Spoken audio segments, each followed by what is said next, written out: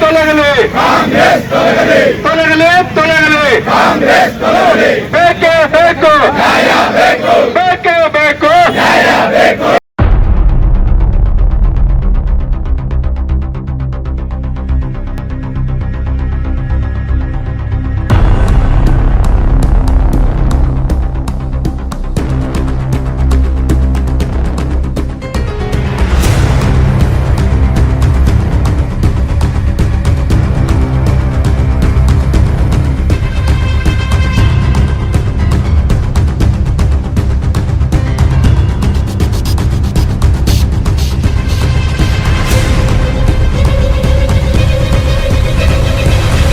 ವಾಲ್ಮೀಕಿ ನಿಗಮದ ಬಹುಕೋಟಿ ಭ್ರಷ್ಟಾಚಾರ ಹಗರಣವನ್ನು ಆರೋಪಿಸಿ ಮೈಸೂರಿನಲ್ಲಿ ಬಿಜೆಪಿ ಎಸ್ಟಿ ಮೋರ್ಚಾ ವತಿಯಿಂದ ಬೃಹತ್ ಪ್ರತಿಭಟನೆ ನಡೆಸಲಾಯಿತು. ಮೈಸೂರಿನ ಡೈರಿ ಸರ್ಕಲ್ನಿಂದ ಜಿಲ್ಲಾಧಿಕಾರಿ ಕಚೇರಿವರೆಗೂ ಪ್ರತಿಭಟನೆಯ ರ್ಯಾಲಿ ನಡೆಸಲಾಯಿತು.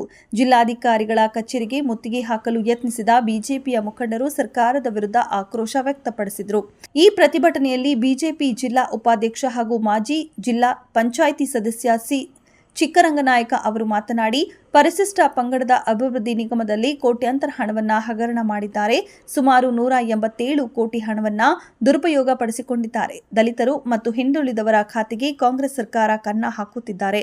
ಜನರ ಅಭಿವೃದ್ಧಿಗಾಗಿ ಇಟ್ಟಿದ್ದ ಹಣವನ್ನು ಗ್ಯಾರಂಟಿ ಯೋಜನೆಗಳಿಗೆ ಬಳಸಿಕೊಂಡು ಜನರಿಗೆ ಅನ್ಯಾಯ ಮಾಡುತ್ತಿದ್ದಾರೆ ಎಂದು ಸರ್ಕಾರದ ವಿರುದ್ಧ ಆಕ್ರೋಶ ವ್ಯಕ್ತಪಡಿಸಿದರು.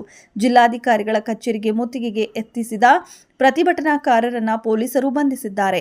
ಇನ್ನು ಪ್ರತಿಭಟನೆಯಲ್ಲಿ ಶಾಸಕ ಶ್ರೀವತ್ಸ, ಬಿಜೆಪಿ ನಗರಾಧ್ಯಕ್ಷ ಎಲ್ ನಾಗೇಂದ್ರ, ಜಿಲ್ಲಾಧ್ಯಕ್ಷ ಮಹದೇವಸ್ವಾಮಿ, ಜಿಲ್ಲಾ ಉಪಾಧ್ಯಕ್ಷ ಚಿಕ್ಕರಂಗನಾಯಕ ಸೇರಿದಂತೆ ಹಲವರು ಭಾಗವಹಿಸಿದ್ದರು. ನಮ್ಮ ಪರಿಶಿಷ್ಟ ಪಂಗಡದ ಹಣವನ್ನ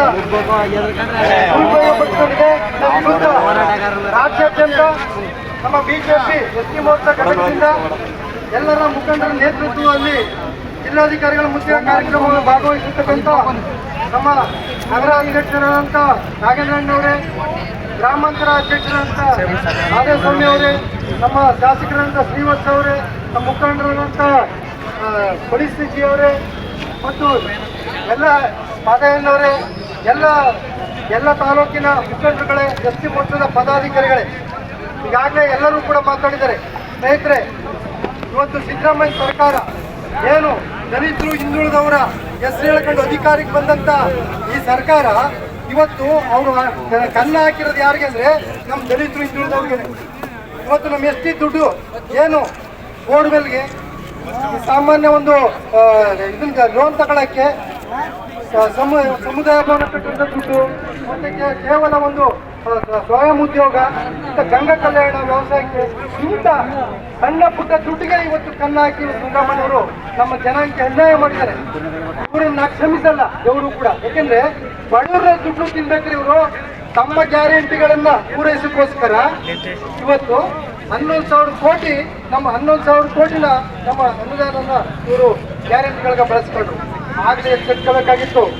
ಇವತ್ತು ಈ ಹಗರಣ ಆಯ್ತಿರಲಿಲ್ಲ. ಅವತ್ತು ಕೂಡ ನಮ್ಮ ಬಿಜೆಪಿ ಹೋರಾಟ ಮಾಡಿದ್ರು, ಜನ ಅರ್ಥ ಮಾಡ್ಕೊಂಡಿಲ್ಲ.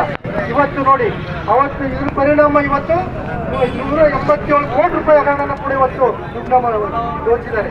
ಈ ದುಡ್ಡು ಎಲ್ಲೋಗಿದೆ? ಶಾಪ್ಗಳಿಗೆ, ಬಾರ್ಗಳಿಗೆ ಇಂಥದ್ರ ಮುಖಾಂತರ ಹೋಗಿ ತೆಲಂಗಾಣ ಚುನಾವಣೆಗೆ ಬಳಸ್ಕೊಂಡಿದ್ದಾರೆ. ನಾಚಿಕೆ ಹಾಕ್ಬೇಕು ಈ ಕಾಂಗ್ರೆಸ್ ಸರ್ಕಾರಕ್ಕೆ.